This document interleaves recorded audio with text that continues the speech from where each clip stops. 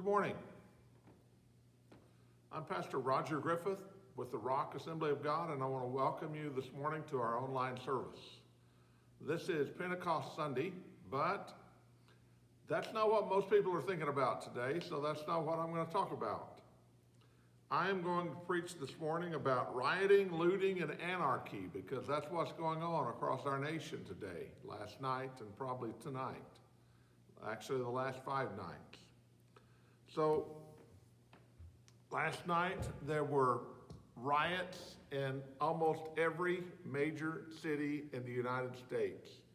And the newspaper showed all of it, and the news outlets on TV, the cable news, was covering it all night long. And so it started in Minneapolis, where a police officer put his knee on the back of a man named George Floyd and held him down with his knee on the back of his neck until he quit breathing and died. And so George was a godly man, according to all that knew him. He attended church regularly, but the officer held his knee on the back of his neck until George Floyd was dead. It's an awful video. You know, most policemen that I've spoken to have said that the officer was wrong in the way that he handled this. Nobody's willing to defend his actions.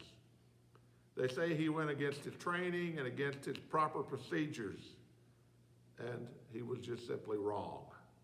A tactical training officer named Jonathan Parker explained it like this. Jonathan said, one of the first principles we were taught at Police Academy about subduing and handcuffing subjects had to do with positional asphyxia. The subject can die if their breathing is restricted by how we position them.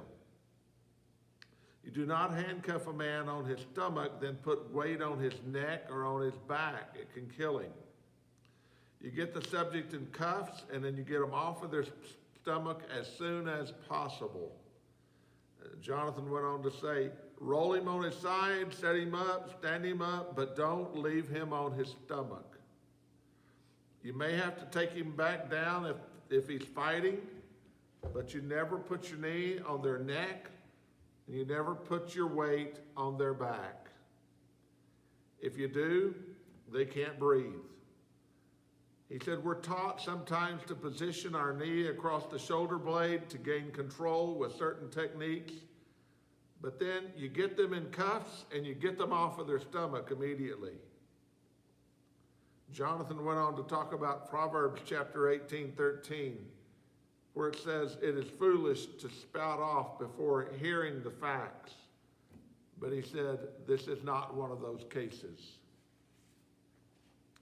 Jonathan went on to say, usually there is much more context to videos and cases than what we are presenting with. There is more than we see, but this is not one of those cases, according to Jonathan. He said he'd seen enough to know proper procedure was not followed. He went on to say there are times when the community doesn't understand the job we do, the techniques we use, the dangers we face, the ugliness of having to use force. We should respectfully dialogue and learn from each other. But he said this is not one of those cases. Jonathan continued, there are times when we must defend fellow officers. Maybe we think we would have done things differently, but we weren't there and nothing looks obviously wrong. But this is not one of those cases. Jonathan went on to say, don't you dare say that he should have simply complied as if this is his fault. Sometimes that is true, but this is not one of those cases. So my question to you this morning is this. Are people giving the right response by resorting to rioting, looting, and anarchy? Well, of course, the answer to that is no. Believe it or not, there were riots among the people in the Bible.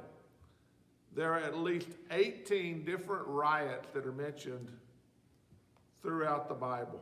And we're going to look at one of those this morning and see if there are some things that we can learn, some lessons that we can learn from one of the riots that we find in the Bible.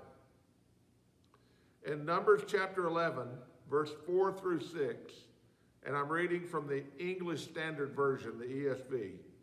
It says, "Now the rabble that was among them had a strong craving. And the people of Israel also wept again and said, 'Oh, that we had meat to eat. We remember the fish we ate in Egypt that cost nothing, the cucumbers, the melons, the leeks, the onions, and the garlic. But now our strength is dried up, and there is nothing at all but this manna to look at.'" I chose this text this morning because most of the mayors of the cities where this rioting is taking place have told us that the people that are being arrested, 90% of them are outsiders who do not even live in those cities. These riots are being initiated, instigated, agitated by people from outside of those cities. In Numbers 11, it says that the riot in this text was started by the rabble that was among them.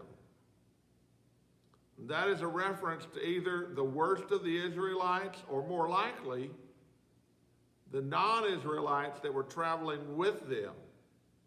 According to the New International Commentary on the Old Testament, page 207 and 208, that's what the writer of that commentary believed. Since it mentions the entire nation of Israel in the next sentence, it seems likely that it was outsiders as compared to the rabble were the outsiders as compared to the nation of Israel. In Exodus 12:38, we find a little bit about who those outsiders might have been, who the rabble might have been.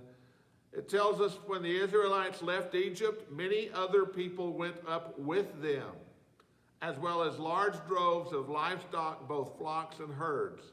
So it seems the first people to complain were foreigners traveling with the Israelites. But the complaining spread throughout the entire camp of Israel. Now look at Numbers 11, verse 10. It tells us that Moses heard the people of every family wailing at the entrance to their tents. This discontent had spread to the entire community from this rabble. So there are some important lessons for us to learn from this text today. There are some important lessons for us to learn from the riot. So let's get into it.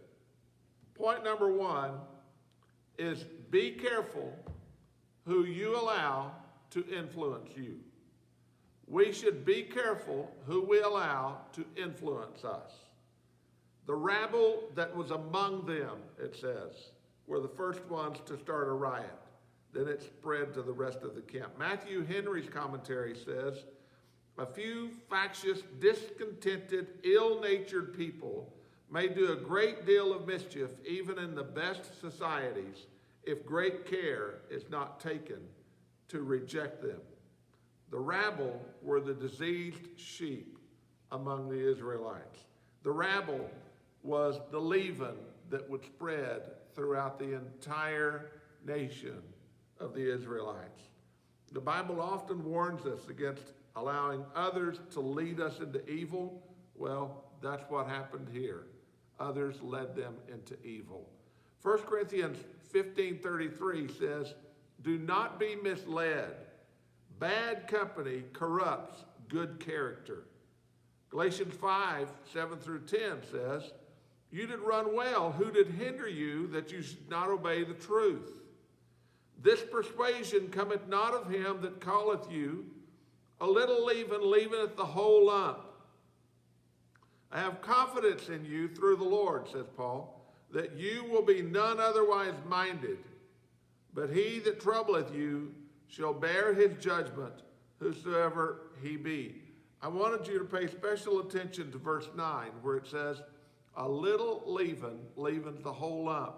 It starts with a small group and goes to the large group. Again, the first point is be careful who you allow to influence you. In Galatians, the Apostle Paul also told us how Peter and Barnabas influenced the Christians there into error at one point. It says they were influenced by the errors of the Judaizers, and Paul wrote concerning the Apostle Peter in Galatians 2, verse 12 through 13. This is a very surprising text to me the first time I ever read it, to find out that the Apostle Paul had to chastise the Apostle Peter. But here it is, Galatians 2:12. When he first arrived, speaking of Peter, he ate with the Gentile Christians who were not circumcised. But afterward, when some friends of James came, Peter wouldn't eat with the Gentiles anymore. He was afraid of criticism from these people who insisted on the necessity of circumcision. Verse 13. As a result, other Jewish Christians followed Peter's hypocrisy, and even Barnabas was led astray by their hypocrisy. Be careful who you allow to influence you. If Peter could be influenced and Barnabas could be influenced, I have no doubt we could be influenced too if we're not careful. This was the Apostle Peter, and Paul had to correct him because Peter had followed some bad influence. The truth of Galatians 5:9 that we read earlier has been proven many times over in the world and in the Bible, where it says a little leaven leavens the whole lump. That same truth is found in 1 Corinthians 5:6, which says exactly the same thing. A little leaven leaveneth the whole lump. Jesus told his disciples in Matthew 16:6, take heed and beware of the leaven of the Pharisees and the Sadducees. He's saying their error can spread to you if you're not careful. He meant that they should not allow the evil of the Sadducees or the evil of the Pharisees to spread among the disciples. It's easy to get caught up in complaints. It's easy to just follow the crowd. In Numbers 11, 4 through 6, the rabble caused the rest of Israel to sin.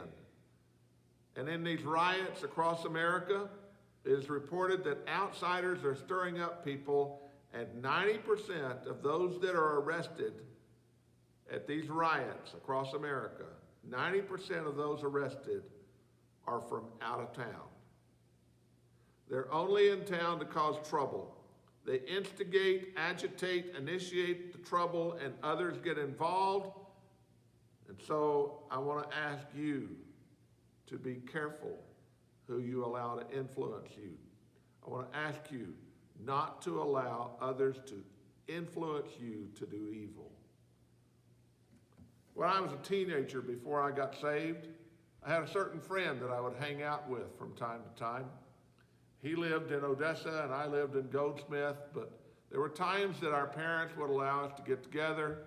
I'd go and spend the night at his house, or he'd come and spend the night at my house. We'd ride motorcycles together, and I got in more trouble with that particular friend. I would allow him to influence me to do evil, and I influenced him to do evil. We dared each other to do things that we normally would not do. We did a lot of vandalism together that I never would have done on my own. He never would have done it on his own either. But together, we were bad company for each other. When I was at the last church, we had a couple of young boys that rode the bus together. And we had a bus ministry, and they would come on the bus together. And actually, they came from different bus routes. But once they would get together, they were terrorists. And so we found out that we could not allow them to sit together, because if they did, they couldn't sit for 2 minutes without getting in trouble. They couldn't sit for 2 minutes without drawing attention to themselves, without standing up on the chair, doing things that were not right, and basically just drawing attention away from the lesson and from the teacher. And so we couldn't let them sit together because they influenced one another to do evil. And let's go back to our text in Numbers 11 again for the next point. Numbers 11 verse 5 says, "We remember the fish we ate in Egypt." Now this is the rabble talking. "We remember the fish we ate in Egypt that cost nothing." Catch that. The fish that was free. The fish that cost nothing. The cucumbers, the melons, the leeks, the onions, and the garlic. They said, "We remember all of that free food." Yeah, right. It cost nothing, they said. So they were saying, we had all of the free fish that we could eat. Point number 2 is, ask yourself, is what I'm being told true? Is it true? Because that's what the rioters need to ask themselves. Is it true? Am I being told the truth? Am I properly fact-checking the information that is being fed to me? You know, when you hear a friend complaining, you need to ask yourself this question. Is it true? Just because it comes from a friend does not necessarily mean that it's true. They said that that fish cost nothing. Well, let me tell you, it cost their freedom. Because the only way they got that free fish was because they were slaves. And if they wanted to give up their freedom and go and become slaves again, then they could have all the free fish they wanted. But if they wanted freedom, then they needed to wait on the Lord. So it wasn't free. The good old days weren't as good as what they thought they were. Wasn't as good as what they thought they remembered. The rabble said that they ate free fish in Egypt. But now they had manna. They had manna from the Lord. They said, no, we don't like this manna. We liked the free fish, the melons, the leeks, the onions, the cucumbers that we used to have back in Egypt. So they complained about a temporary hardship, and they forgot that they were on their way to the promised land that God had promised them.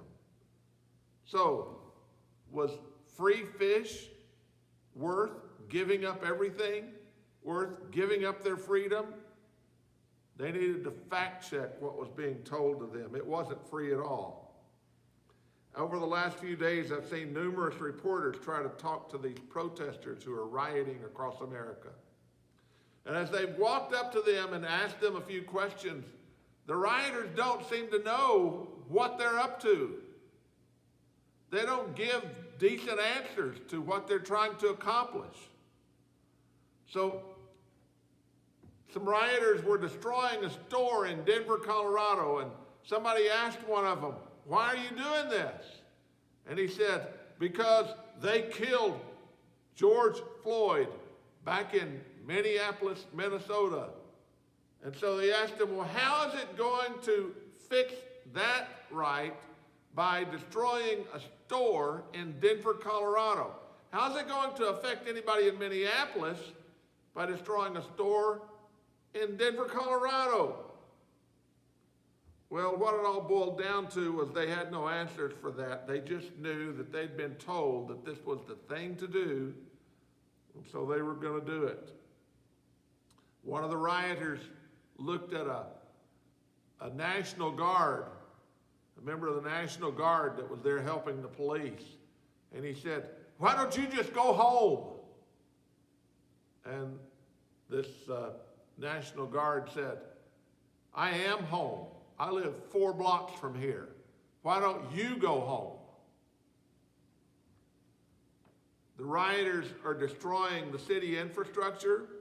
People living there won't have a job because their workplaces are being destroyed. How does that help anybody? How does that help George Floyd? I mean, I feel for George and his family, and I wish this never happened. And definitely what happened to him was wrong. But how is this rioting going to fix any of that? You need to ask yourself, is it true that you need to riot and destroy your city or go destroy someone else's city? You know, our young people today are some of the wisest, strongest, smartest that the world has ever known. But they don't think very well sometimes. They don't think things through. They don't connect the dots between where they are and where they want to go. Sadly, there is a rabble among them that does not want them to think. I think it's political correctness, honestly. Political correctness is not about making informed decisions. Political correctness is about doing what you're told. Political correctness is about blindly accepting what they tell you to believe. Sometimes it's about accepting the most ridiculous, the most absurd choices, which I think these riots actually are. It's not about asking the important question. It's not about fact-checking. So, what can we learn from the riots? We can learn, first of all, be careful who you allow to influence you. And second of all, ask yourself, is it true? Find the facts. Third, don't trade what you need for what you don't need. Verse 7 through 9 of Numbers says that the manna was special. It tells us how special the manna was. The New International Version Dictionary describes the manna as white, of delicious flavor, resembling seeds of the coriander, a plant of the Eastern Mediterranean area that was both tasty and nourishing. Psalm 78:24 called the manna grain from heaven. Psalm 105 verse 40 called the manna bread from heaven. Psalm 78:25 called it the bread of angels. So God gave them this special food, but they despised it. Why? Because they got tired of it. Because the rabble convinced them that it was out of style. There's much more to this manna, though, than meets the eye. It was their source of life. It represents our source of spiritual life. It has an analogy in it for us. When did it come? Every day. Where did it come from? It came from heaven. Where does our source of spiritual life come from? Heaven. Jesus is our source of spiritual life. And in John 6:31 through 33, Jesus said that he is our manna. Jesus sustains us. Jesus gives us life. So they did not pay attention, the Israelites did not pay attention to what God was doing. They were willing to destroy everything and go back to Egypt. They wanted to blame God, but there was something wrong with them and not with God. They should have valued the manna and rejoiced in it. Instead, they grew bored with the manna. They grew tired of the manna, and they rejected the manna. The manna was how God gave them life, but they lost perspective on that. They thought they didn't need it anymore. They thought they only needed free fish and melons and cucumbers and leeks and onions. They forgot that God was their real life. They wanted a different source of life. They were willing to trade what they needed for what they didn't need. Let me read Deuteronomy chapter 8, verse 2 through 3. Deuteronomy 8, verse 2. Remember how the Lord your God led you all the way in the desert these 40 years, to humble you and to test you in order to know what was in your heart. God led you in the desert these 40 years to humble you and to test you. We don't like that, but it's a fact. It's what God does. He humbled you, causing you to hunger, and then feeding you with manna, which neither you nor your fathers had known, to teach you that man does not live on bread alone, but on every word that comes from the mouth of God. You see, they did need more than manna. They needed every word that proceeds from the mouth of God. They needed a word from God. Listen, they needed to learn humility. They needed to learn that God had a purpose in what he was doing.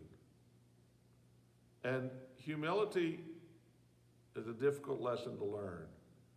It's tough to get humbled. I can remember, 31, no, more than that now.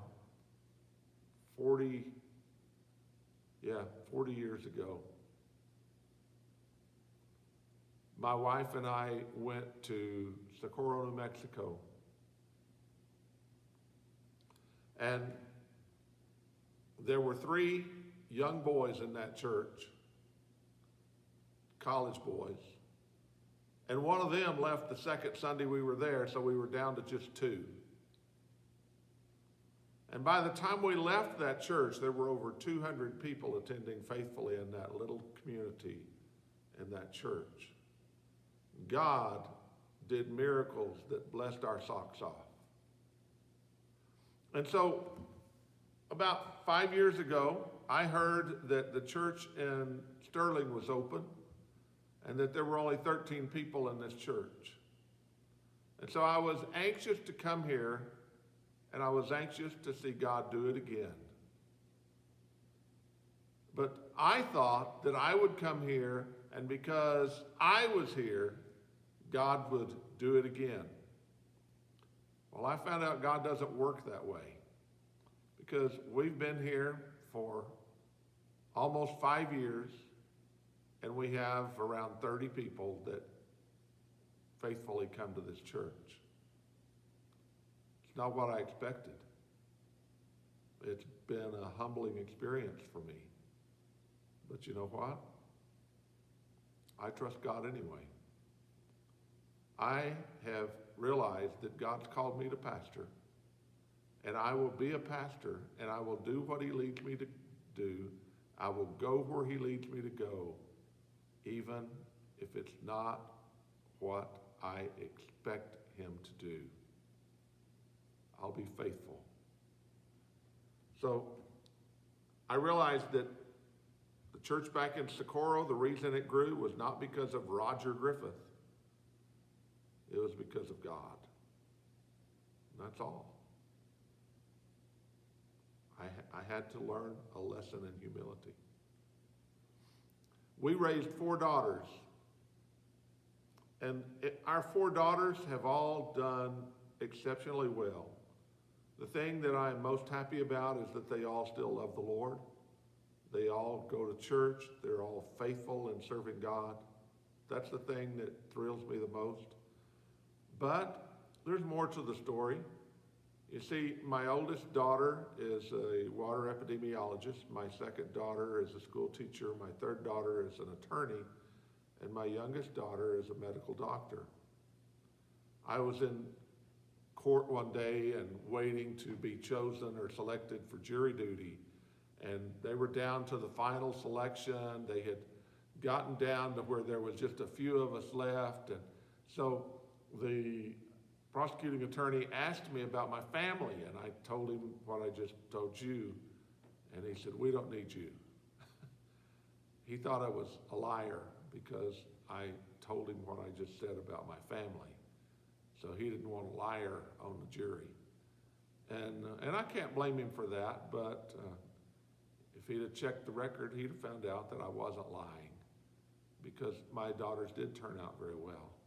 But I'm saying that to say, I thought I was such a great dad and such a great parent that we should raise some more kids. And so there were 3 foster kids that kind of got dumped in our family. And I thought, all right, well, we'll take them, we'll raise them, and they're going to do great just like our other daughters. Well, my expectations diminished over time. I still love these 3 girls that we raised, but they didn't become professionals. They're honest citizens, and I'm very proud and happy of that. And they're hard workers, and I'm very proud and happy of that. And yet I was humbled by the idea that I was going to make doctors and lawyers out of them, and yet that's not what God had in store for them. So we find out that God has a way of doing things that are not always our way of doing things. And sometimes it humbles us. Sometimes it gives us a huge dose of crow. I hardly ever see those girls anymore. When we do see them, it's because I have to instigate it. I have to call them or send them a letter or something. It's not that they approach us. And that kind of makes me sad, because my 4 daughters that were actually ours, they contact us all the time, and we constantly see them. So there's just some things that didn't go quite right, and I blame myself for that. But I have to say, I got humbled, because I believe God did what God was going to do, instead of letting Roger have his way with things. So I say all that to go back to my 3rd point, and that is, don't trade what you need for what you don't need. And what do we need? We need Jesus. We need Jesus. You know, I'm honestly humbled, even if I'm a little bit embarrassed to admit the things that I just admitted. But I won't back down, and I won't quit, and I won't give up, because I know what God's called me to do. So, the children of Israel, in the book of Numbers, they refused to accept the sovereignty of God, and because of that, they paid a price. Check on Hebrews 12 if you want to check on the sovereignty of God. These people that I see rioting in the streets have the same issue. They're trading what they need, which is Jesus, for something they don't need. They're not willing to wait for the process to run its course. They're not willing to allow the laws of this godly nation to take their course. This officer will be brought to justice. He will pay a price for what he did. Galatians 6:7 promises us that. It says, "Be not deceived, God is not mocked, for whatsoever a man soweth, that shall he also reap." This man has planted some seed that's going to come up, and he's going to reap a harvest over what he's done. He'll pay for what he did. There's a payday someday. You know, Jesus came to free us from the bondage of sin. And Jesus is the manna that saves us and sustains us. Please don't trade him for something that you don't need, because you need him desperately. Go to Jesus. Go to him today. Look to Jesus, the author and finisher of our faith. God bless you.